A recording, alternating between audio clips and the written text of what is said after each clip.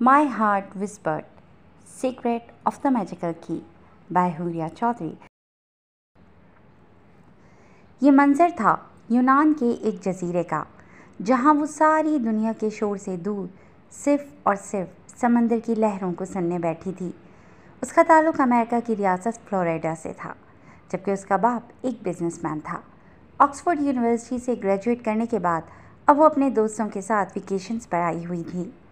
इस दफ़ा की छुट्टियों में उन्होंने सेंटोरिनी विज़िट करने का प्लान बनाया था। उसने यहाँ से डूबते हुए सूरज का मंजर देखा था और बिलाशुबा सूरज गुरूब होने का ये उसकी ज़िंदगी का सबसे खूबसूरत मंजर था। शाम ढल रही थी, लेकिन वो अभी भी समंदर किनारे बैठी हुई थी। समंदर से आती ठंडी हवा की झोंके जैसे उसके कान में कुछ सरगोशियाँ कर रहे हों। उसने एक दो दफ़ा उठने की कोशिश की थी, लेकिन ना जाने क्या चीज़ उसे फिर रुकने पर मजबूर कर देती थी। ईज़ल, उसने मुड़कर देखा जहाँ उसके दोस्त उसे बुला रहे थे। चलो अब वापस भी आ जाओ, होटल भी पहुँचना है। उसके दोस्तों के स्क्वाड में वो, नैना, जेम्स, लीज़ा और एडम शामिल थे। तुम लोग जाओ, मैं बस आ रही हूँ, ईज़ल ने यूं ही बैठते हुए कहा। वो जानती थी कि वो चारों कपल्स की सूरत में तो मसरूफ़ हो जाएंगे और उसने यूं ही कमरे में अकेले ही बैठना था, तो यहाँ क्यों नहीं। वो चारों जा चुके थे। वो ठंडी रेत पर हाथ टिकाए ठंडी हवा को अपने अंदर उतार रही थी। समंदर की लहरें उसके पैरों को छूकर वापस जाते हुए उसे फरहत बख्श एहसास फराहम कर रही थीं।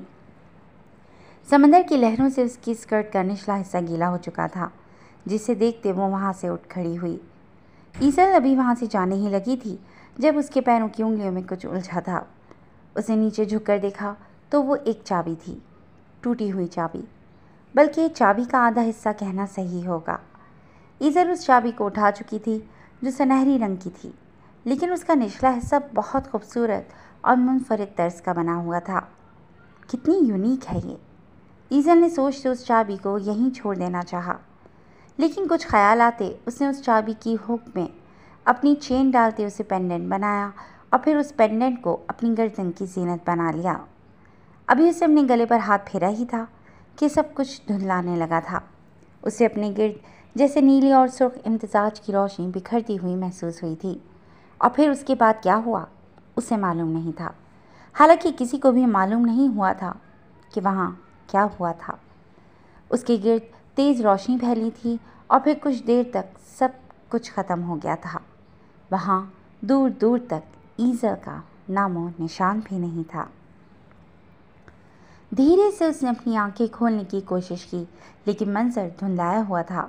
अपने घूमते हुए सर को पकड़ते वो फर्श से उठ बैठी और आसपास नज़र दौड़ाई। वो वहाँ अकेली थी।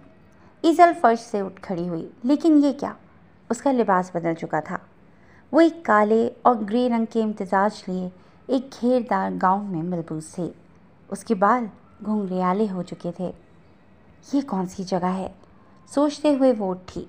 अंधेरे में मंजर कोई ख़ास वाज़े नहीं था। हाँ, अलबत्ता बाहर तेज़ बारिश हो रही थी। वक्फे वक्फे से तेज़ गरज के साथ बिजली भी चमक रही थी, जिससे उसे आसपास की जगह का अंदाज़ा हो रहा था। उसने अपने गले पर हाथ फेरा।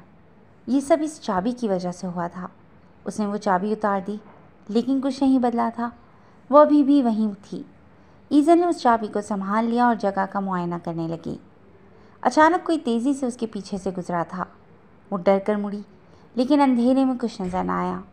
बिजली चमकने पर उसे एक चूहा कोने में कुछ खाता नजर आया, और छत पर उल्टे लटकते चमगादड़ को देखते उसके अंदर डर मज़ीद बढ़ा। उसने वक्त देखने के लिए अपनी कलाई पर बंधी घड़ी पर नज़र दौड़ाई, जिसकी सुइयाँ साकत थीं। इसे तो मैं नई खरीद कर लाई थी, फिर कैसे ख़राब हो सकती है। उसे अपनी बिल्कुल नई ब्रांडेड घड़ी के ख़राब होने का अफसोस हुआ। ईज़ल वहाँ से हर हाल में निकलना चाहती थी, जिस वजह से वो बाहर वाले दरवाजे की जानिब बढ़ी। बाहर से आते शोर से मालूम हो रहा था कि बाहर अभी भी बारिश जोरों की थी। बाहर घुप अंधेरा था और बिजली चमकने पर उसने डर कर अपने मुंह पर हाथ रखा ताकि चीख ना निकल सके, और उल्टे पैरों पीछे को हुई। बाहर दूर दूर तक बग़ैर पत्तों के सूखी शाखों के दरख्त ही दरख्त थे, और बाहर का माहौल ऐसे था जैसे कोई कब्रिस्तान हो और इंसानों के ढांचे जगह जगह बिखरे पड़े थे। ये चीज़ उसके आसाब पर बहुत बुरी तरह मुतासिर हुई थी। फरार का रास्ता तलाश करने के लिए वो सीढ़ियों की जानिब बढ़ी और उसे एक कमरा नज़र आया। वक्त ज़ाया किए बगैर ईज़ल उस कमरे के अंदर गई और उसे लॉक कर लिया। उसे सामने वाली दीवार के साथ एक आतिशदान नज़र आया। बंद खिड़की पर बारिश की बूंदें ज़ोर ज़ोर से पड़ रही थीं। उसने फ़ौरन आग जलाने के लिए कुछ ढूंढना चाहा। जब उसे आतिशदान के कोने में एक रस्सी लटकी हुई नज़र आई, उसने बगैर सोचे समझे उस रस्सी को खींचा, जिससे अलाव रोशन हो चुका था और कमरे में रोशनी भी फैल चुकी थी। लेकिन कुछ लम्हे गुजरने के बाद वो घर हिलना शुरू हो चुका था।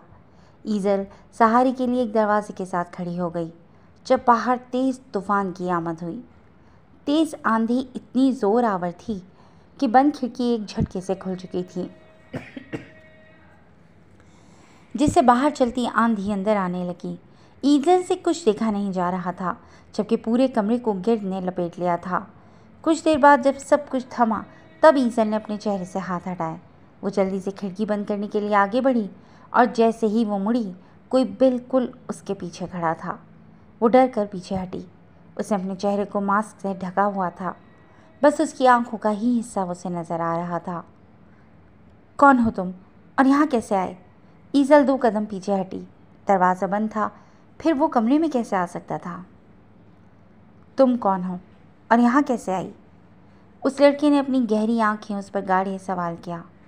उसने ये नहीं पूछा था कि वो यहाँ क्या कर रही है, बल्कि ये पूछा कि वो यहाँ कैसे आई थी। मैं नहीं जानती, लेकिन मैं यहाँ से निकलना चाहती हूँ। ईज़ल ने अपने अंदर के डर को ज़रा काबू किया। वो पलक झपकने से पहले उस सकान पहुँचा और उसके सामने खड़ा हो गया कि उनके दरमियान फासला ना होने के बराबर था। ईज़ल ने खुद को पीछे करना चाहा, लेकिन पीछे दीवार थी। अब वो दीवार में थोड़ा घुस सकती थी। दूर दूर रहो, उसने कहते हुए अपने हाथ अपने आगे किए। नाम क्या है तुम्हारा? उसने जवाबन सवाल किया। ईज़ल ने नज़रें उठाकर उसकी जानिब देखा, जिसकी आंखें उसके बेहद करीब थीं। मेरा नाम मालूम करके तुमने क्या करना है? बस मुझे यहाँ से निकलने में मेरी मदद कर दो, मुझे वापस जाना है। ईज़ल न जाने क्या सोच कर ये बोल बैठी थी। जब उसने अपना चेहरा ईज़ल के नज़दीक किए, आने वाले वक्त से डरते, ईज़ल ने अपनी मुट्ठियाँ भींची। जब वो उसके चेहरे पर झुकता, उसके बाल कंधे से हटाता अपना चेहरा उसकी गर्दन के नज़दीक लाया। ईज़ल ने सांस तक रोक ली थी और यही सोच उसके जहन में गर्दिश कर रही थी कि वो उसका खून पी जाएगा। जबकि दूसरी जानिब उसने ईज़ल की गर्दन को सूंघने के लिए कि आया वो इंसान है या फिर कोई और मखलूक, अपने चेहरे को आगे बढ़ाया तो उसके होंठ ईज़ल की गर्दन से मिस हुए और ईज़ल के जिस्म में से जैसे करंट गुजरा, जबकि मुकाबिल को भी कुछ अलग सा महसूस हुआ था। मेरे पीछे आओ, वो कहते हुए मुड़ा, जबकि ईज़ल उसे यूं जाते देखकर बेहद हैरानगी लिए उसके पीछे चल पड़ी। अब तक वो हालात को कबूल कर चुकी थी और इसकी सूरत में उसे यहाँ से फरार का रास्ता भी नज़र आ रहा था। वो आगे आगे चल रहा था, जबकि ईज़ल उसके पीछे पीछे थी। सीढ़ियों से उतरते हुए ईज़ल के पैरों के दरमियान से न जाने क्या गुजरा था, जो वो एकदम डर कर चीख पड़ी। आगे चलते हुए उसने उसकी चीख पर मुड़कर देखा, जब वो पैर अटकने पर उसके ऊपर गिरी थी। ईज़ल ने खुद को गिरने से बचाने के लिए उसे मजबूती से पकड़ा हुआ था, जिसने एक हाथ पीछे दीवार पर टिकाया था, जबकि दूसरा अपने ऊपर गिरी ईज़ल पर था। वहाँ से शायद कोई चूहा गुजर कर गया था। ईज़ल आंखें बंद करके गहरे गहरे सांस लेने लगी। वो अभी तक बेख्याली में उसके सीने से लगी हुई थी, जब उसके जिस्म से निकलती खुशबू ईज़ल को मदहोश करने लगी। उसकी ब्रांडेड परफ्यूम्स में से किसी परफ्यूम की खुशबू इतनी मशहूर को नहीं थी जितनी इस शख्स से आ रही थी। क्या तुम ठीक हो? उसके नरमी से पूछने पर ईज़ल होश में आई और फ़ौरन पीछे हटी। I am sorry. वो शर्मिंदा थी जब वो उसे सर से पैर तक देखने लगा। वो फिर से आगे आगे चल रहा था, जब ईज़ल ने आसपास के माहौल से डरते उसकी जैकेट को पीछे से पकड़ा हुआ था ताकि वो पीछे ना रह जाए, जबकि उसने ईज़ल की यह हरकत बखूबी महसूस की थी। और ये बात भी काबिल गौर थी कि उसके आने से बाहर होती बारिश भी रुक चुकी थी। नीचे आते वो उसी जगह पर आया जहाँ ईज़ल होश में आई थी। एक हाथ से अपने पीछे मौजूद ईज़ल को थामते उसने एक झटके से उसे अपने सामने किया। क्या तुम वाकई यहाँ से जाना चाहते हो? उसने ईज़ल से सवाल किया। ईज़ल उसकी गहरी नीले रंग की आंखों में देखने लगी और उसकी आंखों में देखते हुए ईज़ल से इकरार में सर नहीं हिलाया जा रहा था। न जाने कैसा तलस्म था उसकी शख्सियत में, या फिर उसे ईज़ल को अपने काबू में किया हुआ था। ईज़ल ने बड़ी मुश्किल से अपनी नज़रें उसकी आंखों पर से हटाई थीं और हाँ में सर हिलाया था। ईज़ल के हाथ अभी तक उसके सीने पर थे। फिर तुम अपनी आंखें बंद करो और उसी जगह के मुतालिक सोचो जहाँ तुम आखिरी मर्तबा थी। उसके कहे के मुताबिक ईज़ल ने ऐसा ही किया था और आंखें बंद करते उसने यूनान के उस जजीरे के मुतालिक सोचा जहाँ पर वो आखिरी मर्तबा थी, और फिर वो चाहने के बावजूद भी अपनी आंखें ना खोल सकी। वही रोशनी उसे अपने गिर्द लिपटती हुई नजर आई थी जो यहाँ आने से पहले उसने महसूस की थी। ईज़ल के जाने से पहले वो उस पर झुका और उसकी गर्दन पर अपने होठों का लम्स छोड़ गया। सुबह के वक्त उसकी आंख खुली तो वो बिस्तर से उठ बैठी। उसका सर चकरा रहा था जब उसने साइड टेबल पर पड़े पानी के ग्लास को उठाया और एक ही घूंट में पी गई। मेरा सर। ईज़ल अपने सर को पकड़कर सोचने लगी और फिर जैसे कुछ याद आते बेड से उछल कर नीचे उतरी। ये वो सोचने लगी और देखा जहाँ वो अपने होटल के रूम में थी। कल जो मेरे साथ हुआ था वो हकीकत था या फिर ख्वाब? ईज़ल को कुछ कुछ याद आने लगा। वो घर, फिर आंधी, फिर किसी शख्स का आना और उसका मेस्मराइज होना। नहीं, हकीकत में कैसे हो सकता है? ज़रूर रात को कोई ख्वाब देखा होगा, वो अपने आप से कहने लगी। लेकिन फिर भी वो सब कुछ बहुत हद तक हकीकत लग रहा था और वो उसे ख्वाब नहीं मान रही थी। कुछ ख्याल आते उसे अपने हाथ पर बंधी घड़ी को उतारा। उसकी सुइयां हरकत में थीं और टाइम भी सुबह के मुताबिक बिल्कुल ठीक था। अब उसे यकीन हो चुका था कि जो भी हुआ था वो एक ख्वाब था, क्योंकि अगर घड़ी में कोई ख़राबी भी आई होती तो वक्त पीछे होना था। मैं ही कुछ ज़्यादा सोच रही हूँ। ईज़ल ने अपने दिमाग में समाई सारी सोचों को झटका और ख़ुद फ्रेश होने के लिए चली गई। लेकिन जाने से पहले उस शख्स का ख्याल उसके जहन में भरपूर तरह से आया जिसकी आंखों का अक्स उसे अभी भी याद था। फिर मुझे क्यों लगा कि जैसे उसके होठों का लम्स अभी भी मेरी गर्दन पर है। ईज़ल ने सोचा, लेकिन फिर खुद ही सारी सोचें झटक दी। ये सामान मेरे रूम तक ले जाओ, ईज़ल गाड़ी से उतरते मुलाजिम को कहने लगी जो उसे देखते दौड़ते उस तक आया था। उसने गाड़ी से उतरते अपना कोट पहना। राहदारी पर से गुजरते उसे सामने लॉन में अपने वालिदैन नजर आए। अरे डार्लिंग, तुम आ भी गई? मिसेस जॉर्ज ने उसे देखते हैरानगी से पूछा, क्योंकि उसकी ट्रिप अभी रहती थी और इस वक्त उसकी आमद गैर मुतवक्का थी। जी मॉम, बस मेरा ही फैसला था जल्दी आने का। आप फिक्र मत करें, मैं ठीक हूँ। अपनी मॉम से गले मिलते वो अब अपने बाप से गले मिली, जिन्होंने उसका चेहरा चूमा। बहुत थक चुकी हूँ, रात को मुलाकात होगी। सैम को कहकर मेरे लिए सूप बनवा दीजिएगा।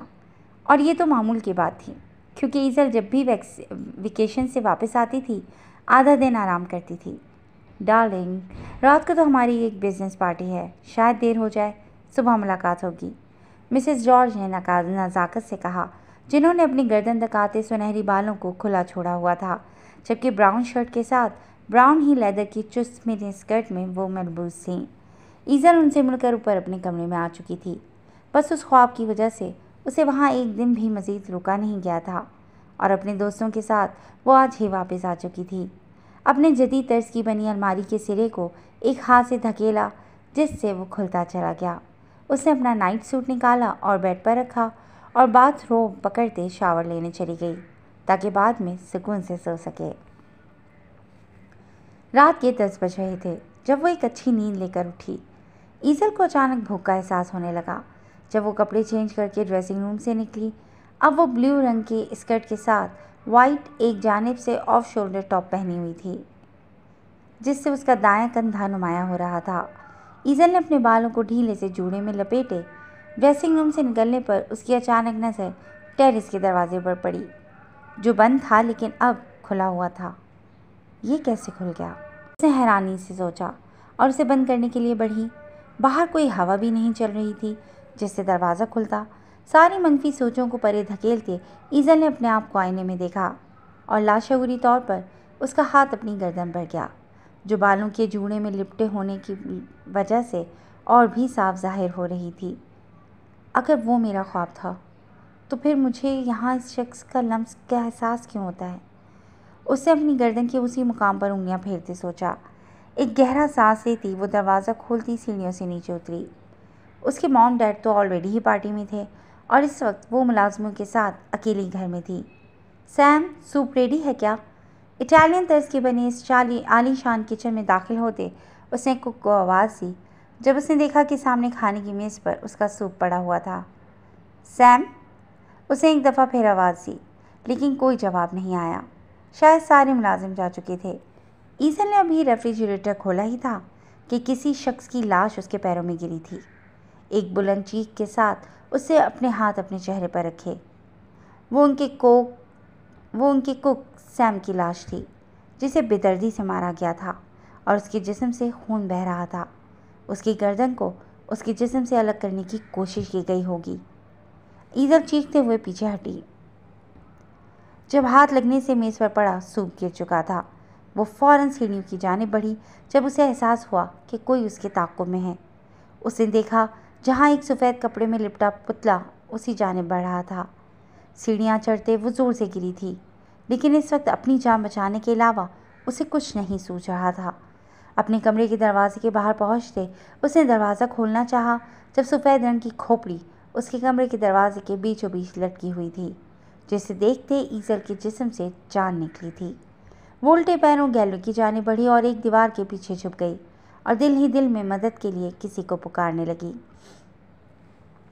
इसी वक्त गैर इरादी तौर पर ईज़ल का हाथ अपनी गर्दन पर उसी मुकाम पर पड़ा और साथ ही वो टूटी हुई चाबी याद आई और वो इस सब का जिम्मेदार उस चाबी को ही समझ रही थी। वो आंखें बंद किए ज़ोर ज़ोर से बड़बड़ा रही थी। उसका रंग सफ़ेद पड़ चुका था, जैसे जिस्म के अंदर से खून का आखिरी कतरा तक निचोड़ लिया हो। अचानक उसे अपने पैरों के साथ कुछ लिपटता हुआ महसूस हुआ, जिसे देखे बगैर वो आंखें बंद किए चीखती हुई वहाँ से भागी थी। भागते हुए अचानक उसका किसी के साथ ज़ोरदार तसादम हुआ। उसने डरते हुए सर उठाया जब कोई अनजाना सा एहसास हुआ। हाँ, वो वही तो था। ईज़ल बगैर कुछ सोचे समझे उसके सीने से जा लगी। प्लीज़ मुझे बचा लो, प्लीज़ मैं मर जाऊंगी। दोनों हाथों से उसे मजबूती से थामे वो कहे जा रही थी, जबकि अब ईज़ल को अजीबोगरीब आवाज़ें सुनाई देने लगीं, जिस वजह से ईज़ल ने उसे और मजबूती से गले लगाया था। सब ठीक हो चुका है। और फिर उसी खुशबू ने उसे घेरा था जिसे वो ख्वाब समझती थी। उसके कहने पर ईज़ल ने सर उठाया। वो आज भी अपना चेहरा छुपाए हुए था, जबकि उसकी नीली आंखों में ईज़ल को अपना साफ नज़र आ रहा था। उसके घने बाल माथे पर बिखरे हुए थे। ईज़ल एक झटके से उससे अलग हुई थी। कौन हो तुम और ये सब क्या था? उसने सारी अजीबोगरीब आवाज़ों के बंद होने पर उससे पूछा, जिसके आते ही सब कुछ ठीक हो चुका था। तुमने ही तो मुझे बुलाया था, वो ईज़ल से कहने लगा। मैंने? लेकिन मुझे तो तुम्हारा नाम तक नहीं मालूम, ईज़ल हैरानी से बोली। वो धीरे से उसके नज़दीक हुआ और फिर उसने उसके दाएं कंधे पर अपनी उंगलियां फेरी। ईज़ल ट्रांस की सी कैफियत में उसे देखने लगी। उसकी हार्ट बीट का रेट मामूल से ज़्यादा था। तुम्हारे दिल ने मेरे नाम की सरगोशी की थी, वो उसके ऊपर झुकते हुए बोला। मेरे दिल ने सरगोशी? ईज़ल अटकते हुए उसे अपने ऊपर झुकते देखकर पूछने लगी, जब अचानक वो होश और हवा से बेगाना हुई थी और इससे पहले कि वो पीछे को गिरती उसने बर वक्त उसे कमर से थामते संभाला था। उसकी बाहों में झूलती ईज़ल के बाल पीछे की जानिब गिरे हुए थे। उसने ईज़ल को अपनी जानिब खींचा, जिससे वो उसके सीने से जा लगी, जबकि ईज़ल का सर उसके कंधे पर आराम फरमा रहा था। इतनी नाजुक लड़की आखिर कैसे मुझे अपनी जानिब खींच सकती है? वो हम कलाम हुआ और फिर ईज़ल को अपनी बाहों में उठाए उसके कमरे की जानिब बढ़ा। एहतियात से उसे उसके बेड पर लिटाते वो सीधा हुआ और उसके मोमी पैर देखे जो तंग स्ट्रेप्स के जूते में मुक़य्यद थे। उसके पैरों को जूतों से आज़ाद करवाते उसने ईज़ल के चेहरे पर नज़र दौड़ाई और सोच में पड़ गया। ये जो भी हुआ था कोई मामूली बात नहीं थी, ये नहीं होना चाहिए था। उस दिन इस लड़की से उसकी मुलाकात हुई थी, लेकिन कुछ ऐसा नहीं हुआ था जिससे वो लोग उसे तंग करते। उसने बारहा सोचा, लेकिन कोई सिरा हाथ नहीं आया। आखिर वो उसे तंग करने क्यों आए थे, और सबसे अहम बात कि वो इस तक पहुँचे कैसे। अगर उसके दिल में ईज़ल के लिए कोई जज्बात उठे भी थे, या फिर ईज़ल उसके लिए जज्बात रखती भी हो, दोनों सूरतों में ऐसा नामुमकिन था, क्योंकि उसे ये तो मालूम था कि महज जज्बात से वो उस तक नहीं पहुँच सकते थे। फिर ऐसी क्या चीज़ थी जिससे वो ईज़ल तक पहुँचे थे। कुछ तो गड़बड़ है, कुछ ऐसा है जो मुझे नहीं मालूम, कुछ ऐसा कि मेरी वजह से वो इस तक पहुँच पाए हैं। जल्द ही मालूम हो जाएगा। वो सोचते हुए उठा और ईज़ल को देखा, जिसे कुछ मालूम नहीं था।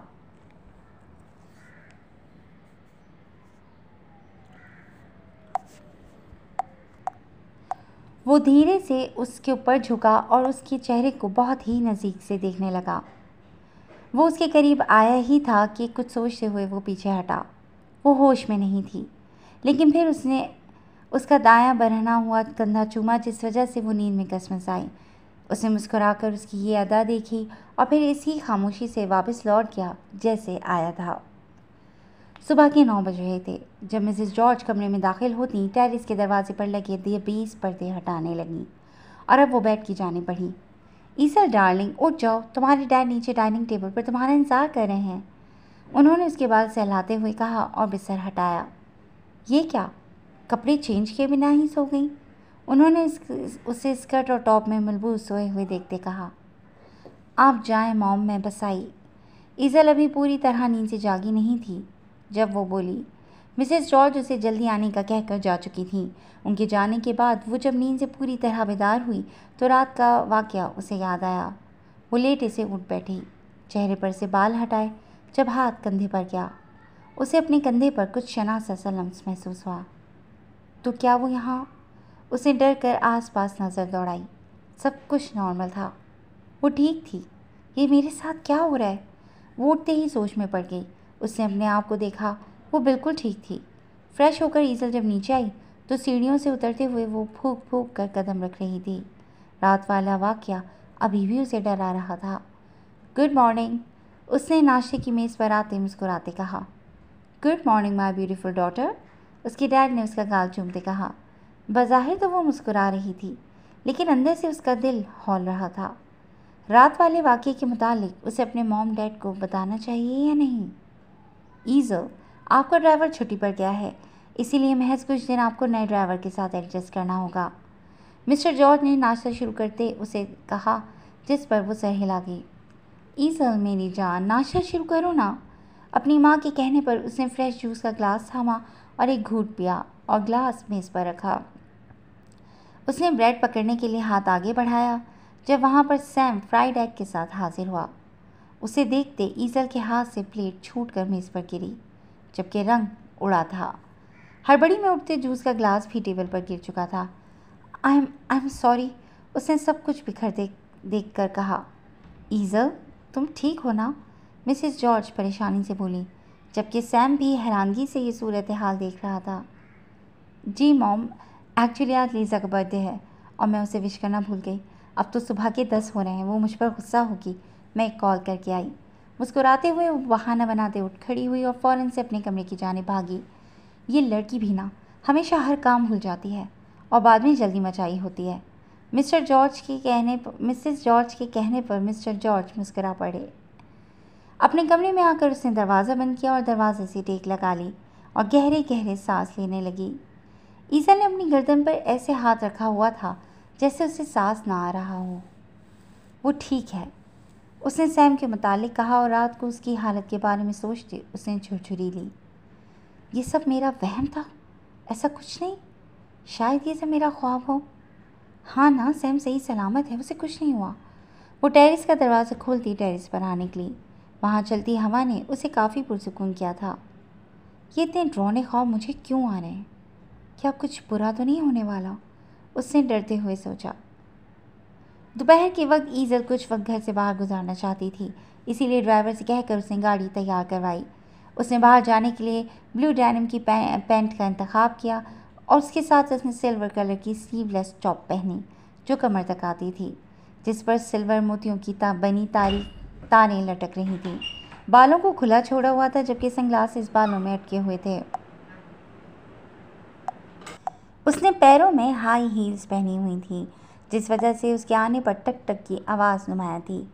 गाड़ी में बैठते उसने मंजिल बताते गाड़ी चलाने का हुक्म दिया, जबकि उसकी फेवरेट परफ्यूम ग्यूशी फ्लोरा की खुशबू पूरी गाड़ी में फैली थी। उसने एक नज़र अपने नए ड्राइवर को देखा, जिसका चेहरा टोपी की वजह से नुमाया नहीं हो रहा था।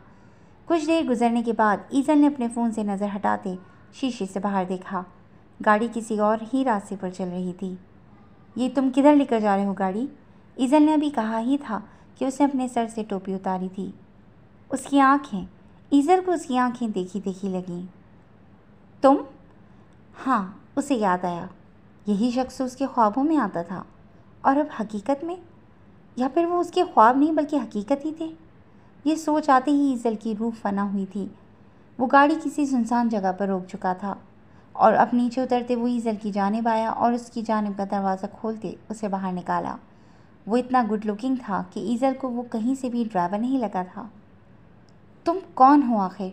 क्यों बार बार मेरे रास्ते में आते हो, कभी ख्वाब में और अब हकीकत में भी? ईजल गाड़ी के साथ लगी उससे पूछ रही थी। मैं कोई ख्वाब नहीं बल्कि हकीकत हूँ। सबसे पहले इस चीज़ को क्लियर करो। उसने ईजल के माथे पर अपनी 2 उंगलियों से टैप करते कहा। ईजल का मुंह खुले का खुला रह गया। जिन वाक़यात को वो ख्वाब समझती थी वो सच था। वो सब कुछ सच में उसके साथ हुआ था। लेकिन लेकिन मेरे साथ क्यों? रात को तुम सच में मेरे पास आए थे ना? तुमने खुद वो सब देखा था। फिर मुझे बताओ ये सब क्यों हो रहा है मेरे साथ?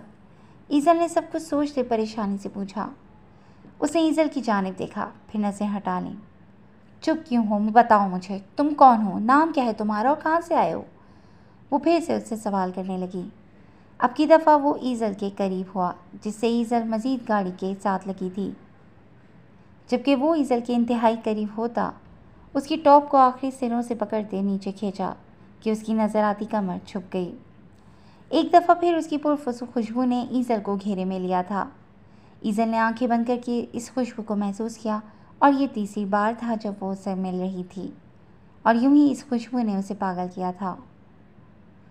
ये चीज़ मुझे डिस्ट्रैक्ट कर रही है, उसने उसकी कमर को कवर करते कहा, जिससे ईजल अजीब से एहसासात में घिरी थी। तुम कौन सी परफ्यूम यूज़ करते हो? तुम्हारी खुशबू मुझे हमेशा पागल कर देती है। और इस दफ़ा ईजल कह बैठी थी, लेकिन मुकाबिल का रिएक्शन ऐसे था कि जैसे ना जाने क्या सुन लिया हो। व्हाट? वो चीखा ही तो था। तुम मेरी खुशबू महसूस कर सकती हो? वो अजीब से अंदाज में बोला, जिस पर ईजल ने ना समझी से सर हिलाया। Damn it! वो हाथ की मुट्ठी बनाता गाड़ी को हिट करने वाला था जब ईजल को देखते खुद पर काबू पाया। मेरी खुशबू कोई भी नहीं सूंघ सकता, कोई भी इंसान नहीं। तुम एक इंसान हो, फिर कैसे कैसे तुम मुझे महसूस कर सकती हो? वो अभी तक शौक में था। ये चीज़ बहुत गैर मुतवक्का थी उसके लिए। अब उसे सारी समझ आ रही थी। मैं अब समझ रहा हूँ। तुम जानती हो कि कल रात को जिन चीज़ों ने तुम्हें डराया था वो सब इसी वजह से था।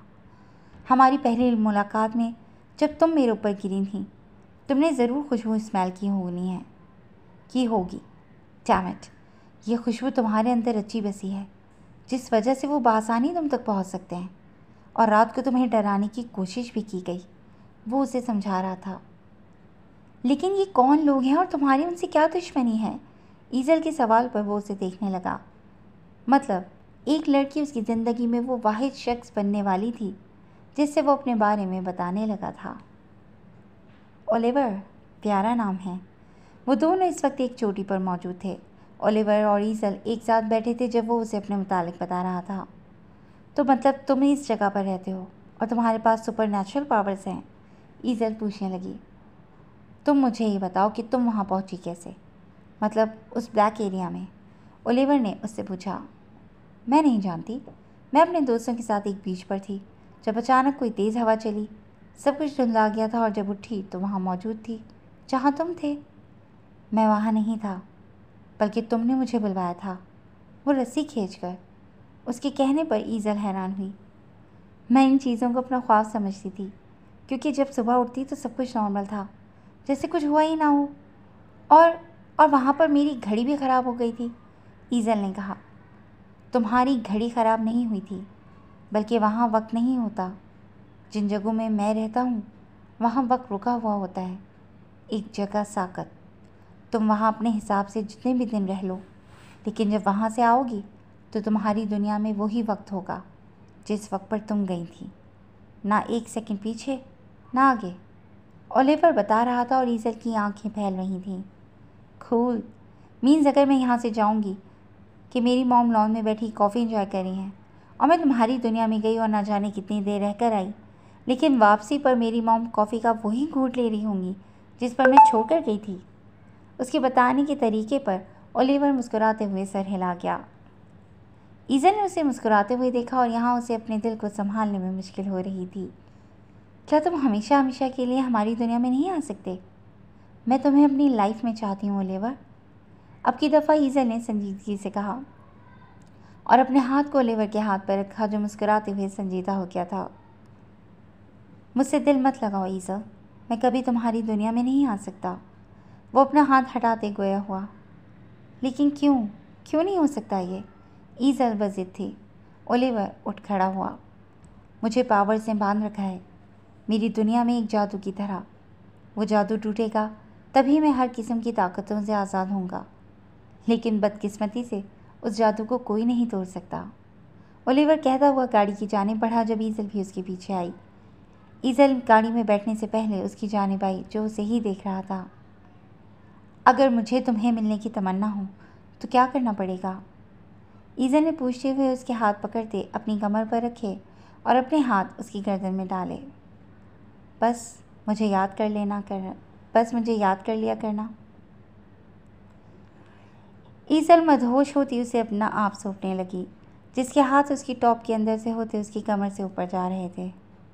ओलिवर, ईज़ल ने आंखें बंद करके तड़प से उसका नाम पुकारा जो उसके चेहरे पर अपना लम्स छोड़ रहा था।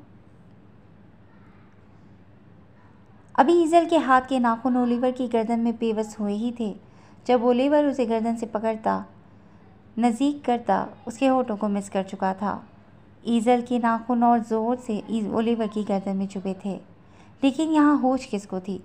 वो दोनों एक दूसरे में इस कदर खोए हुए थे कि जगह को भी भूल बैठे थे। उन दोनों के दरमियान जैसे धमाका सा हुआ जिसने ईज़ल को तो कुछ नहीं कहा था, लेकिन किसी ताकत ने ओलिवर को ज़रूर दूर फेंका था। ओलिवर, तुम ठीक हो? ईज़ल उस तक आई जो नीचे गिरा पड़ा था। ये क्या था? वो उसके पास बैठती बोली। किसी चीज़ ने मुझे परे धकेला है। शायद मेरा तुम्हारे यूं करीब आना भी ठीक नहीं, लेकिन मैं जल्द पता लगा लूँगा। वो अपने हाथ झाड़ते बोला। रात को जब ईज़ल अपने कमरे में मौजूद थी, उसे अपना ज्वेलरी का बॉक्स निकाला और चीज़ें बाहर निकालने लगी। उसे अपनी ज्वेलरी में से वो पेंडेंट निकाला जिसके साथ टूटी हुई चाबी लटक रही थी। वो ओलिवर से उसके मुतालिक छुपा गई थी कि इसी चाबी की वजह से वो वहाँ तक पहुँची थी। ईज़ल ने गहरा सांस लिया और फिर हिम्मत करते उस चाबी को अपने गले में डाला, और फिर वही हुआ था जो उस रात हुआ था। एक तेज़ रोशनी उसके गिर्द बिखरी थी और वो कहीं और जा पहुँची थी। ईज़ल को जब होश आता तो ये नई जगह नहीं थी, पुरानी वाली नहीं थी। वो कोई किला था जहाँ वो अब आन पहुँची थी, और उसे एहसास हुआ कि वो खाली नहीं था, बल्कि वहाँ हलचल हो रही थी। उसने अपने लिबास को देखा जो बदल कर घेरदार बन चुका था, और फिर अपने पैरों को जहाँ एड़ी वाला जूता था।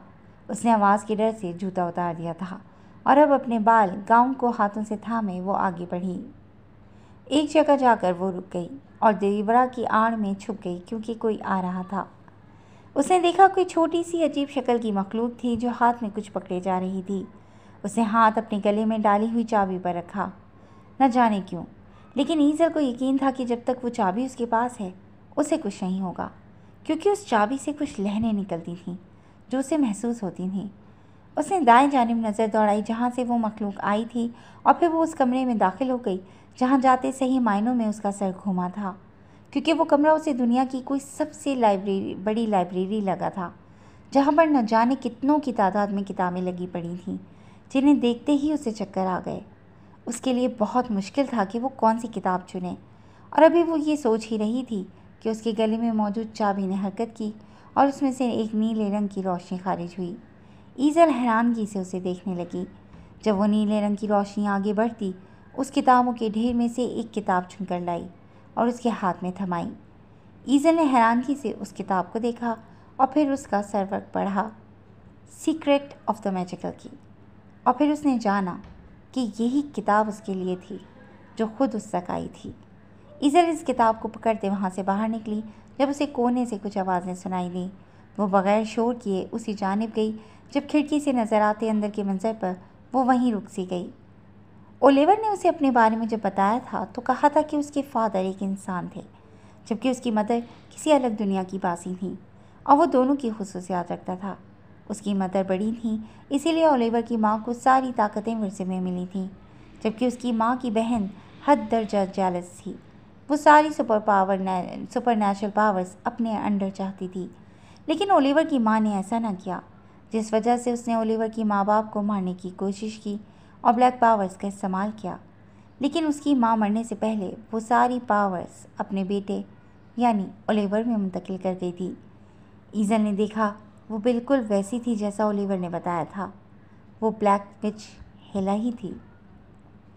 हेला ओलिवर से सारी पावर्स इसीलिए छीन नहीं सकी थी क्योंकि वो एक मर्द था, जबकि हेला सिर्फ किसी औरत से पावर्स छीन सकती थी, जो कि ओलिवर की माँ यानी बेला थी।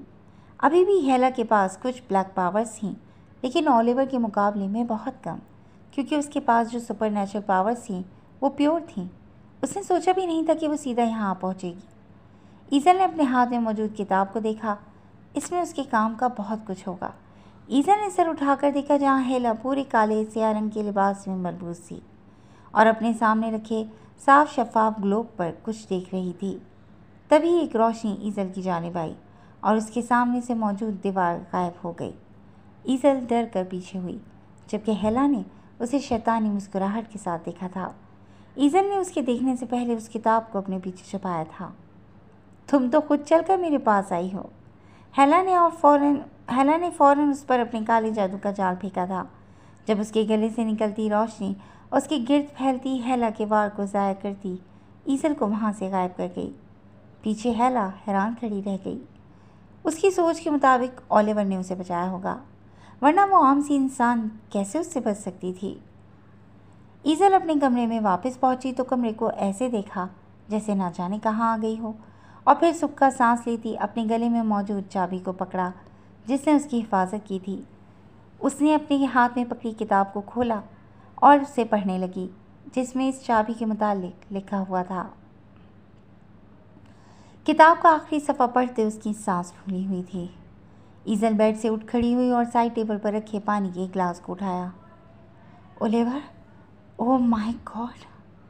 उसमें लिखा था कि ओलिवर इस जादुई दुनिया में से तब तक आज़ाद नहीं हो जाता जब तक हेला मर नहीं जाती, और साथ ये कि ओलिवर हेला को नहीं मार सकता, क्योंकि हेला का ख़ात्मा कोई औरत ही कर सकती है जिसके पास ऐसी पावर्स हों, जैसा कि ओलिवर की माँ बेला, जिसे हेला पहले ही मार चुकी थी, और अब हेला को मारना नामुमकिन था, और उसके साथ ओलिवर का आज़ाद होना। ईज़ल ने अपने सर पर हाथ रखा। वो ओलिवर को इस जादुई दुनिया से निकाल कर एक आम इंसान बनाना चाहती थी, जिसे वो अपनी ज़िंदगी में शामिल कर सके, लेकिन ऐसा होता उसे कहीं नज़र नहीं आ रहा था। किताब के दूसरे हिस्से में चाबी के मुतालिक बताया गया था, जिसे ईज़ल ने बहुत दिलचस्पी से पढ़ा था। वो चाबी जो बेला की थी, जिसे छीनने के लिए हेला ने जान तोड़ कोशिश की, जिसके नतीजे में वो चाबी 2 टुकड़ों में बट गई थी। एक हिस्सा हेला के हिस्से में आया, जबकि दूसरा बेला के। वो चाबी अपने अंदर अलग ही जादुई ताकतें रखती थी, और जिसके पास होगी वो भी उन्हें ही इस्तेमाल कर सकता है। हेला के पास उसकी चाबी होगी, और जो ईज़ल के पास चाबी का टुकड़ा था वो बेला की थी। ईज़ल यही सोच पाई। वो भी किताब के अगले पन्नों के मुतालिक सोच रही थी जब उसकी माँ अंदर कमरे में आई। ईज़ल डार्लिंग, आपके डैड कह रहे हैं कि जल्दी से तैयार होकर नीचे आ जाएं। हम कहीं बाहर डिनर पर जा रहे हैं।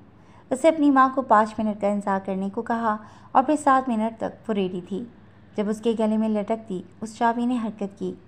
ईज़ल हैरानगी से देखने लगी जब वो उसे टेरेस पर ले आई। उसने देखा उस चाबी का रुख आसमान की जानिब था, और इसमें से कुछ आवाज़ें आ रही थीं। ईज़ल के गौर से सुनने पर उसे एहसास हुआ कि कोई चीख रहा था। वो ओलिवर की आवाज़ थी। तुम जो कुछ मर्ज़ी कर लो हेला, लेकिन मैं इसे यहाँ नहीं बुलाऊंगा। लेकिन तुम्हें उस लड़की को यहाँ बुलाना ही पड़ेगा, वरना तुम तकलीफ़ झेलोगे। और उसके साथ ओलिवर की चीखने की आवाज़ आई। हेला ओलिवर को ख़त्म तो नहीं कर सकती थी, लेकिन तकलीफ़ ज़रूर दे सकती थी। ईज़ल ने ये सोचते फ़ौरन अपनी आंखें बंद की और उस चाबी को हाथ में लिया। अचानक वहाँ नीली और सुर्ख रंग की रोशनी फैली जो ईज़ल को वहाँ से गायब कर चुकी थी। जब से हेला ने ईज़ल को देखा था, वो उसे अपने सामने पाने की कोशिश में थी, जिस वजह से उसने ओलिवर को कैद किया हुआ था। तुम्हारे पास अभी भी वक्त है, उसे फ़ौरन इधर लाओ। हेला की महदूद ताकतों में से एक ये भी थी कि वो किसी पर ज़बरदस्ती करके उसे अपने कंट्रोल में नहीं कर सकती थी और ना ही किसी दूसरी जगह मुंतकिल कर सकती थी। तुम अपना हर बात मानो, लेकिन मैं उसे नहीं बुलाऊंगा, ओलिवर ने अपने आप को बंधा हुआ महसूस करते कहा। उसे इधर आना ही पड़ेगा, हेला ने कहते हुए ओलिवर पर कुछ जादुई ताकत फेंकी जिससे वो तकलीफ़ में बिलबिला उठा था। उसकी चीख बुलंद हुई थी जब वहाँ तेज़ रोशनी का मंबा आया और उन दोनों की आंखें चंदिया गया। ओलिवर। रोशनी थमने पर जब ईज़ल की नज़र ओलिवर पर पड़ी तो वो तड़प कर बोली। ईज़ल को यहाँ देखते जहाँ हेला शैतानी अंदाज में मुस्कराई थी, वहीं ओलिवर की सांसें रुकी थीं। ईज़ल को यहाँ नहीं आना चाहिए था। वो ईज़ल को कुछ नहीं होने दे सकता था। वो भी यही सोच रहा था जब ओलिवर की नज़र ईज़ल के गले में लटकती उस टूटी हुई चाबी पर पड़ी और उसके माथे की शिकनें तेज़ी से बढ़ीं। वो चाबी ईज़ल के पास क्या कर रही थी? ये सवाल उसके जहन में आया और फिर सब कुछ खुलता गया। ईज़ल के पास वो चाबी थी जो उसकी माँ बेला की थी, जबकि ओलिवर की खुशबू बेला से ममासलत रखती थी। इसी वजह से ईज़ल उस चाबी की वजह से ओलिवर की खुशबू महसूस कर सकती थी, जिस वजह से हेला ने ईज़ल को डराया था। ओलिवर ने हेला की तरफ देखा जो शैतानी मुस्कुराहट लिए ईज़ल की जानिब बढ़ रही थी। तभी हेला ने अपना वार करते गैर मरई कुव्वत ईज़ल की जानिब फेंकी। जब उसके गले में लटकती चाबी से रोशनी बाहर निकली और हेला के वार को ज़ायल कर गई। हेला ने हैरानगी से देखा और फिर चाबी देखते उसे समझ आ गया। ये और तुम्हारे पास, ये तो मेरी है, हेला ने गुस्से से कहते और ताकत लगाते ईज़ल पर जादुई वार किया था, जो डर कर पीछे हटी। लेकिन फिर ईज़ल के सामने एक दीवार खड़ी हो गई जो हेला को उस तक पहुंचने से रोक रही थी। लेकिन हेला के मुसलसल वार से वो दीवार कमज़ोर हो रही थी और टूट रही थी, क्योंकि हेला अपनी पूरी कुव्वत लगा रही थी। उम्मीद थी कि वो दीवार टूट जाती जब ओलिवर को होश आया। ईज़ल को कुछ नहीं हो सकता, उसने कहते अपनी आंखें बंद की और जब आंखें खोली तो उसकी आंखों में आग के शोले भड़क रहे थे। ओलिवर ने अपनी पूरी ताकत इस्तेमाल करते हेला के जादुई हसार को तोड़ा था। ईज़ल के आगे मौजूद वो दीवार टूट चुकी थी और अब हेला को ईज़ल को भूरी पट्टियों में लपेटते ऊपर उठा चुकी थी। ओलिवर, ईज़ल ने उनसे पुकारा था, जो हवा में मौल्लक थी और अब की दफ़ा सही मायनों में डर चुकी थी। ओलिवर ने अपने हाथ का इस्तेमाल किया और रुक ईज़ल की जानिब। जब उसके हाथ से निकलती सुर्ख रोशनी की दो तारें आपस में बल खाती ईज़ल की जानिब बढ़ीं और ईज़ल के गिर्द उन पट्टियों को तोड़ दिया, जिससे ईज़ल सीधा ज़मीन की सिमत गिरी। और इससे पहले कि वो ज़मीन पर गिरती, ओलिवर उसके नीचे सुर्ख रोशनी का जाल बिछा चुका था, जिससे ईज़ल उस पर गिरी और चोट खाने से बच गई। ओलिवर जल्दी से उसकी जानिब बढ़ा और उसे उठाया। तुम ठीक हो? दोनों हाथों से उसका चेहरा थामता वो बोला। अब उसकी आंखें नॉर्मल हो चुकी थीं। ईज़ल सर हिलाते उसके गले लग चुकी थी जब ओलिवर ने उसे कसकर अपने में भेजा और सामने देखा जहाँ हेला उन्हें ही देख रही थी। मेरे पास तुम दोनों के लिए एक ऑफ़र है। हेला उनके नज़दीक आई जब उसकी बात ने ईज़ल को मुड़ने पर मजबूर किया। ओलिवर, एक तरीका है तुम्हारे आज़ाद होने का कि तुम एक इंसान की ज़िंदगी गुजार सको। उसके साथ अगर तुम अपनी सारी ताकतें मुझे दे दो तो। वो दोनों से मुखातिब हुए। नामुमकिन है, ओलिवर ने कहा। कैसे? ओलिवर तुम्हें अपनी पावर्स नहीं दे सकता। तुम एक औरत से ही ये ताकतें ले सकती हो हेला। ईज़ल के जवाब ने ओलिवर को उसकी तरफ देखने पर मजबूर किया। तुम हो ना एक औरत? ईज़ल को देखते हेला शातिराना अंदाज में बोली, जबकि ईज़ल नासमझी से उसे देखने लगी। जब उसकी बात का मफहूम समझते ओलिवर ने ईज़ल को बाजू से पकड़ते उसे अपने पीछे छुपाया और उसके सामने दीवार बनकर खड़ा हो गया। तुम्हारे सारे मतलब मुझसे हैं हेला, इसीलिए मुझसे बात करो। ईज़ल इस सब में नहीं आएगी और तुम इसे कोई नुकसान नहीं पहुंचाओगी, वरना तुम्हें शायद मेरी पावर्स का अंदाज़ा नहीं। ओलिवर ने उसे बड़े सख्त अंदाज में वार्न किया था। ओलिवर को पीछे से मजबूती से थामे ईजल हेला की बात समझ रही थी। इसका मतलब था कि ईजल के पास बेला की चाबी है और अगर ओलिवर अपनी पावर्स ईजल में ट्रांसफ़र करे और फिर वो पावर्स हेला ईजल से ले लेगी और उसके बाद ओलिवर और वो एक नॉर्मल लाइफ गुजार सकेंगे। पहले इससे तो उसका जवाब पूछ लो। हेला ने ईजल की जानिब इशारा किया। मैं तैयार हूँ। ईजल के कहने पर ओलिवर करंट खाता पीछे मुड़ा। व्हाट द ईजल, सिर्फ खामोश रहो। वो पहली मर्तबा ईजल पर चिल्लाया था। ओलिवर, सोचो, इससे तुम इन जंजीरों से कैद हो सकते हो।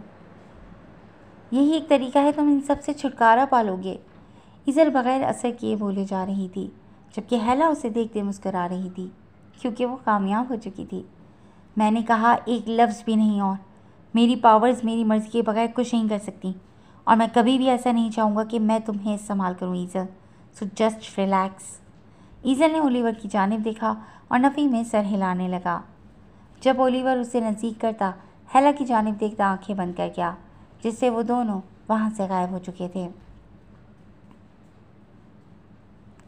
जहाँ इस वक्त वो और ओलिवर मौजूद थे, ये वही जगह थी जहाँ पर ईजल पहली मर्तबा आई थी, जहाँ वो ओलिवर से पहली मर्तबा मिली थी, जहाँ से सब का आगाज़ हुआ था।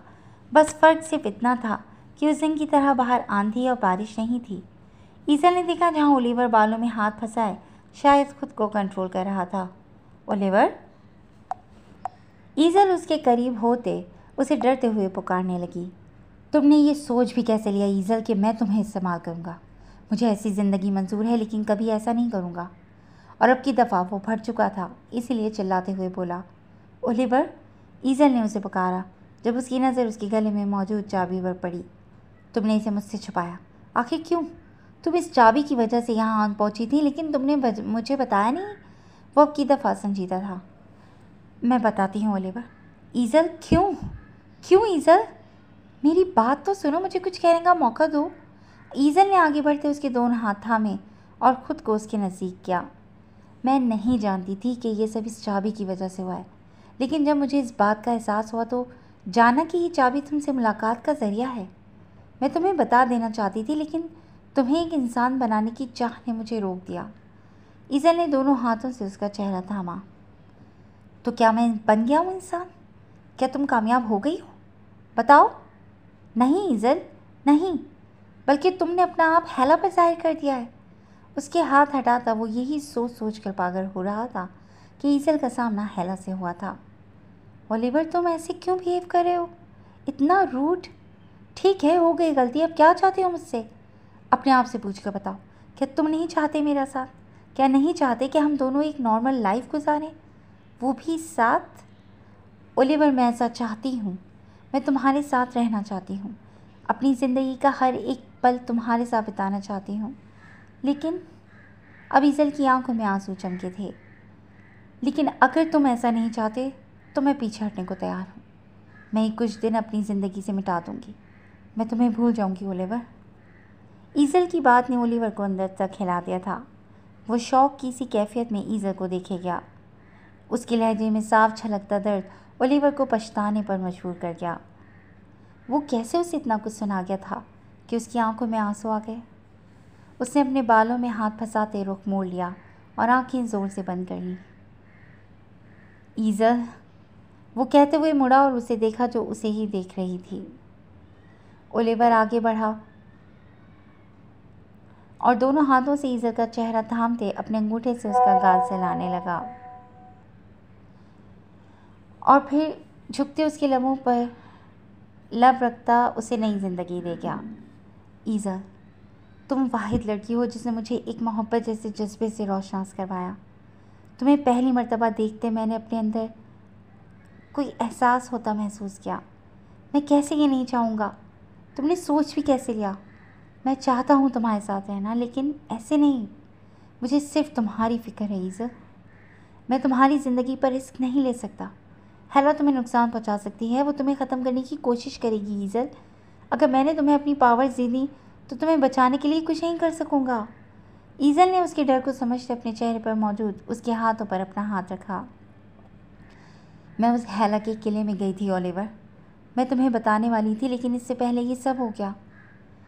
मुझे वहाँ पर एक किताब मिली थी जिसके मुतालिक हैला नहीं जानती। उसमें इस चाबी के मुतालिक और भी बहुत कुछ लिखा था। मैं वो पढ़ चुकी हूँ और मुझे यकीन है कि हम दोनों कामयाब हो जाएंगे। उसकी आंखों में कितनी उमंग थी उसके साथ रहने की। अगर तुम्हें कुछ हो गया ना ईज़त, मैं भी ज़िंदा नहीं रह सकूँगा। उसने दिल बड़ा करते हामी भर दी थी, जिसे देखते ईज़ल मुस्कुराई थी। ओलिवर ने उसके चेहरे से बाल हटाए और उसके गालों को चूमा। जब ईज़ल ने ज़रा सा ऊपर होते ओलिवर के माथे पर अपने लब रखे, जिसे ओलिवर ने आंखें बंद करते कबूल कर लिया। वो एक सुनसान जगह थी जो हैला ने मुंतखब की थी जब ओलिवर वहाँ ईज़ल के हमरा आया था। खुश आमदीद, ईज़ल ने उन्हें खुश आमदीद कहा था, जबकि दूसरी जानिब ईज़ल ने मजबूती से ओलिवर के हाथ को पकड़ रखा था। वो जगह देख रहे हो ओलिवर? वहाँ उस ज़मीन के नीचे तुम्हारी मापती नींद सो रही है। हैला ने एक जानिब इशारा किया। जब ओलिवर ने उस जानिब देखा, जबकि ईज़ल ने उसे खुद को काबू रखने का इशारा किया। ठीक है, मैं अपनी पावर्स तुम्हें देने को तैयार हूँ, लेकिन इसके बदले में तुम्हें मुझे और ईज़ल को आज़ाद छोड़ देना होगा, बगैर कोई नुकसान पहुँचाए। ओलिवर ने पहले अपनी शर्त वाज़ेह की थी। इसके बाद हैला ने अपने आप को ज़मीन से उठाते हुए हवा में मुअल्लक किया और फिर ओलिवर और ईज़ल को। हैला ने चाबी का एक एक हिस्सा आगे किया, जिसे देखते ईज़ल ने चाबी का दूसरा हिस्सा अपने हाथ पर रखा। जब वो हवा में उड़ती दरमियान में आ गई। अब इन तीनों के दरमियान दोनों चाबी के टुकड़े आपस में मिल रहे थे और फिर वो एक चाबी बन चुकी थी, जिसके अंदर से इतनी तेज़ रोशनी निकल रही थी जो सबकी आंखें चुंधिया गई। हैला ने अब ओलिवर की जानिब देखा, जिसने ईज़ल को देखा था, और फिर अपनी आंखें बंद कर ली और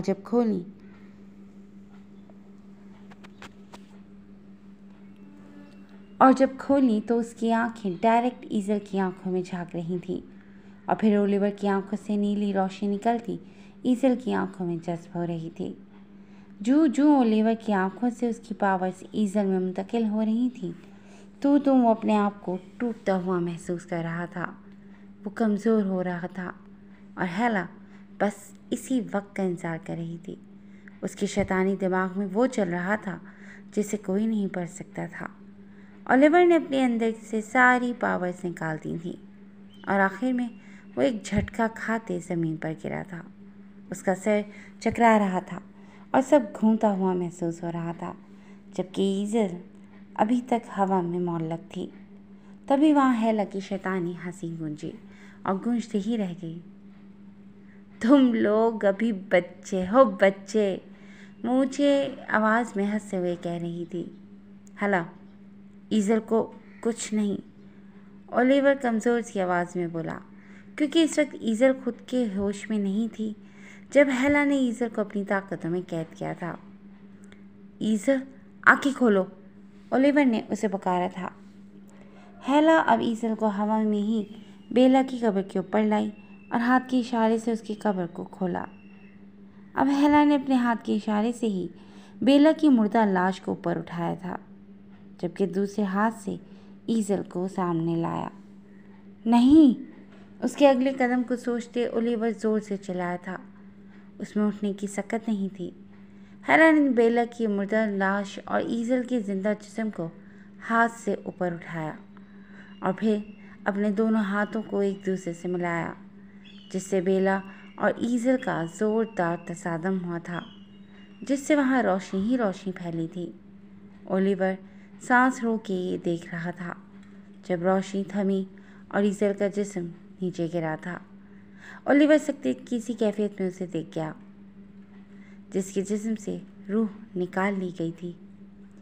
ईज़ल, वो कोहनियों के बल उस तक पहुंचा था। नहीं ईज़ल, तुम्हें उठना होगा, ओलिवर ने उसे हिलाया। हाँ हाँ हाँ, इसकी रूह कब्ज़ कर ली गई है ओलिवर। अब तुम इसके मुर्दा जिस्म को ही हासिल कर सकते हो। इसकी रूह तुम्हारी माँ के जिस्म में है, जो मेरे इशारों पर नाचेगी। ओलिवर ने अपनी सुर्ख आंखों से हैला की जानिब देखा और फिर मुस्कुरा दिया। तुम्हारा सामना पहले ईज़ल से था, लेकिन अब मेरी माँ से होगा। उसने अभी कहा ही था जब ईज़ल के मुर्दा जिस्म में हरकत हुई। हेला ने हैरानगी से देखा और फिर बेला की लाश को देखा। नहीं नहीं, हेला पागलों की तरह चिल्लाई थी। बेला की लाश लाश ही थी, इसमें ईज़ल की रूह नहीं समाई थी और वो यूं ही मुर्दा हालत में बगैर रूह के हवा में मौल्लक थी। जब ईज़ल का जिस्म यकदम उठा और हवा में उड़ता चला गया। उसने अपने हाथ खोल रखे थे और जब आंखें खोली तो उनका रंग भी नीला था, जैसे ओलिवर की थी। नहीं, बल्कि बेला की आंखों का रंग था इस वक्त वो। हेला, तुमने धोखा देकर गलत किया है, ईज़ल के जिस्म से बेला बोल रही थी। हेला अपने मकसद के लिए बेला की लाश को इस्तेमाल करना चाहती थी ताकि ओलिवर और बेला दोनों की तमाम तर पावर्स ले सके। हेला ने फ़ौरन हवा में लटकती उस चाबी को अपनी जानिब खींचना चाहा, लेकिन इससे पहले ईज़ल उस चाबी को अपनी जानिब खींच चुकी थी। हेला ने अपना वार ईज़ल पर फेंका, लेकिन उसके अंदर इस वक्त ओलिवर और बेला की पावर्स थीं और सिर्फ एक उंगली की मदद से बेला हेला का वार खाली किया था। हेला ने सब कुछ हाथ से जाते देखकर अपनी तमाम पावर्स का इस्तेमाल करना चाहा और पूरी कुव्वत से ईज़ल पर हमला किया था। जब ईज़ल ने अपनी आंखें बंद की और अपने दोनों हाथों को आगे किया, जिनसे रोशनी निकलती हेला के वार को उसकी जानिब धकेल गई, जिससे वो ज़मीन पर जा गिरी थी। ईज़ल ने उसे संभलने का मौका दिए बगैर उसे हाथ के इशारे से उठाया और वापस पटका और अब की दफ़ा ईज़ल के हाथों से आग निकली थी जो हेला के चारों जानिब फैली थी। नहीं, ऐसे मत करो, हेला चीखी थी जब वो आग उसे चारों जानिब से घेरने लगी और फिर तेज़ आग का वो हसार तंग होता चला गया। ओलिवर खुद को संभालते ये मंजर देख रहा था, जहाँ हेला चीखती चिल्लाती आग में जल रही थी और बिलाखिर वो उसी आग में भस्म हो चुकी थी। हेला के ख़त्म होने के बाद वो चाबी ईज़ल के सामने हुई। मैं अपने जिस्म में मौजूद बेला की रूह और ओलिवर की पावर से दस्तबरदार होती हूँ और मैं और ओलिवर इस दुनिया को हमेशा हमेशा के लिए खैरबाद कहते हैं। ईज़ल ने अपनी ख्वाहिश उस चाबी के सामने रखी जिससे रोशनी फूट रही थी और फिर वो चाबी ईज़ल के जिस्म से सारी ताकतें निकाल कर अपने अंदर समा चुकी थी। ईज़ल एक झटका खाती पीछे गिरी और फिर बेला की लाश दोबारा उसकी कब्र में बंद हो चुकी थी, जिसे ओलिवर ने आंसू भरी निगाहों से देखा था। मैंने कर दिखाया मॉम, मैं आज़ाद हो चुका हूँ। जो आप डैड के लिए करना चाहती थी वो आज मैंने अपनी मोहब्बत के लिए कर दिखाया। उससे अपनी माँ की आखिरी झलक देखते हुए कहा और आंखें बंद कर लीं जब एक आँख से आंसू लुढ़क कर गाल पर गिरा। ओलिवर हिम्मत करके उठा और ईज़ल की जाने बढ़ा जो अपने हवास खोती पीछे को गिरने लगी। जब ओलिवर बर वक्त उसे अपनी बाहों में संभाल चुका था, उसने जो किया था उसकी हिम्मत से कहीं ज़्यादा था। वो घुटनों के बल गिरता उसने ईज़ल के बेहोश वजूद को अपने साथ लगाया और फिर ईज़ल की आंखें बंद हो चुकी थीं। वो चाबी उड़ती हुई उन दोनों के करीब आई और इसमें से निकलती रोशनी उनके चारों जानिब फैली और उन्हें वहाँ से गायब कर गई, जबकि वो चाबी अब बेला की कब्र के ऊपर पड़ी हुई थी जो अभी तक रोशनी से चमक रही थी। अगर तुम्हें कुछ हो गया ना ईज़ल, मैं भी ज़िंदा नहीं रह सकूँगा, उसने दिल बड़ा करते हामी भर दी थी, जिसे देखते ईज़ल मुस्कुराई थी। ओलिवर ने उसके चेहरे से बाल हटाए और उसके गालों को चूमा।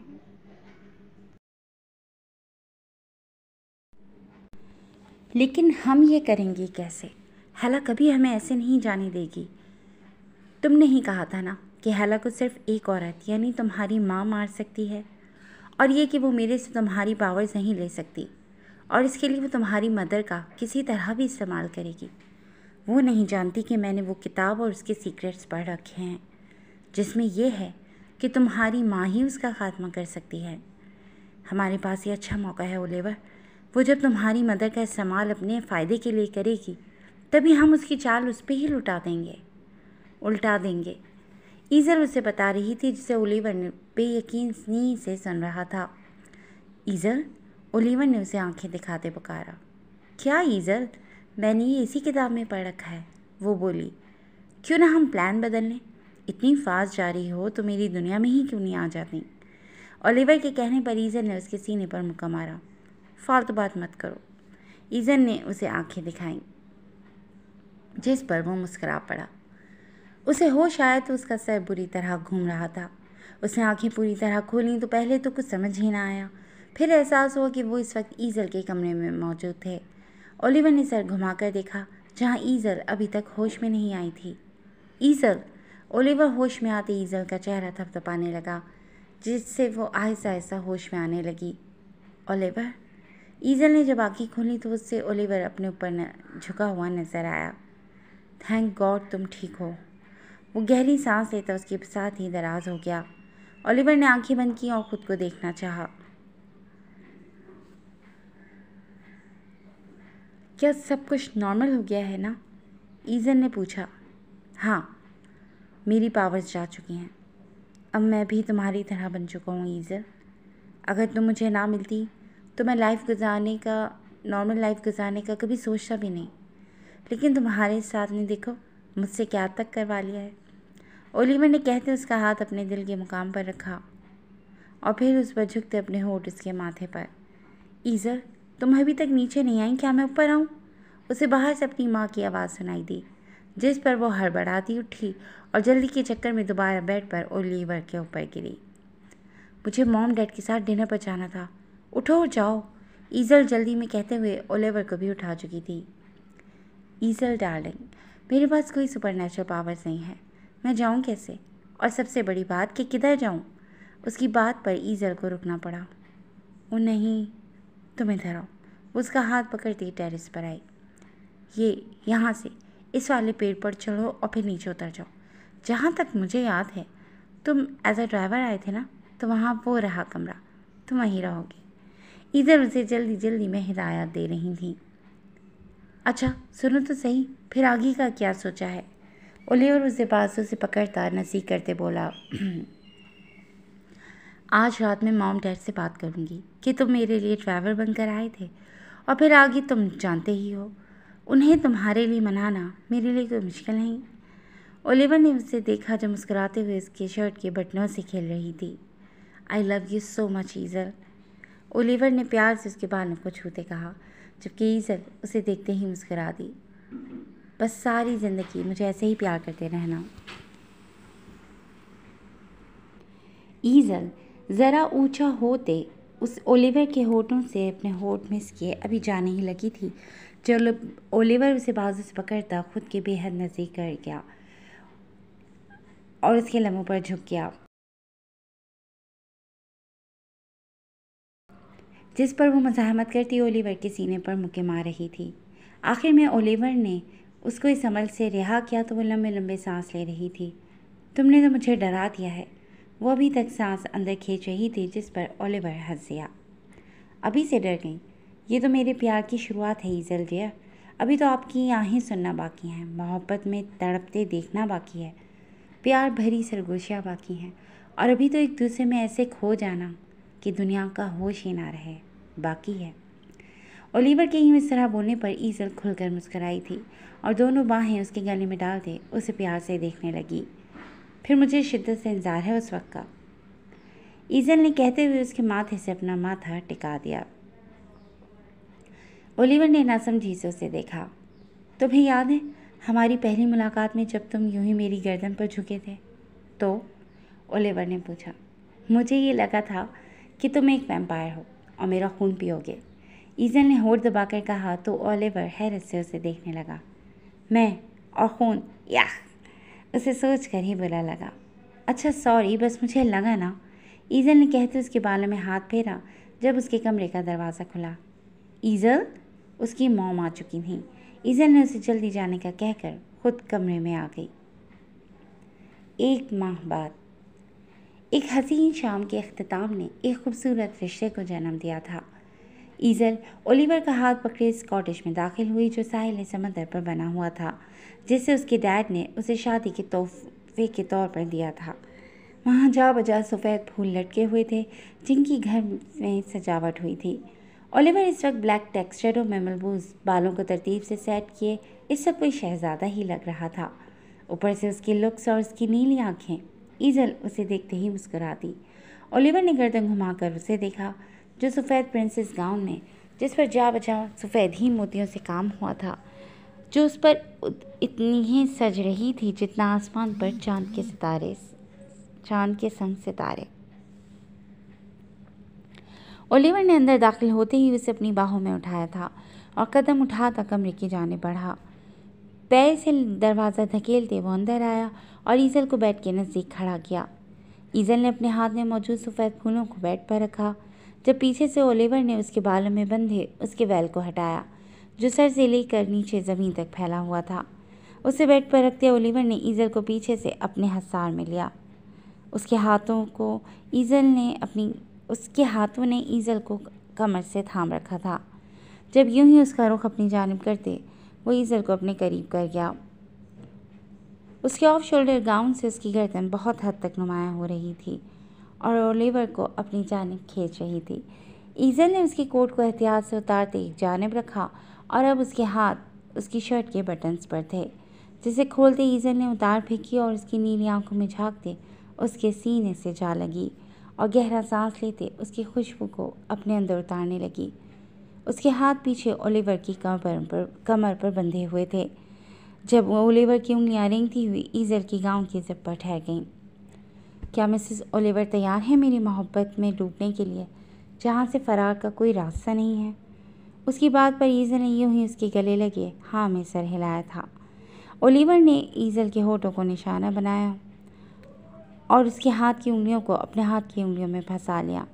बाहर रात ढलती जा रही थी और अंदर उनकी मोहब्बत की शिद्दत में लम्हा ब लम्हा इजाफा हो रहा था। ईजल की आह पर ओलिवर अपने होठ उसके कान के करीब लाया। वादा है मेरा कि इन पुरलुफ्त आहों के सिवा इन होठों से और कोई आह नहीं निकलेगी। उसके कान के करीब सरगोशी करते अपना चेहरा उसके बालों में छुपाते ओलिवर ईजल को मुस्कुराने पर मजबूर कर गया था, जिनकी ज़िंदगी के एक नए चैप्टर का आगाज़ हो चुका था, जिसे वो दोनों मिलकर एक दूसरे के लिए खूबसूरत बना देना चाहते थे। जी दोस्तों, कैसा लगा आपको ये मुकम्मल नॉवल? यकीनन पसंद आया होगा। जुड़े रहिएगा क्लासिक एंटरटेनमेंट चैनल के साथ, जहां हम इसी तरह नए नए और मज़े मज़े के नॉवेल्स आपके लिए लेकर आते रहेंगे। Till then take care and अल्लाह हाफ़िज़।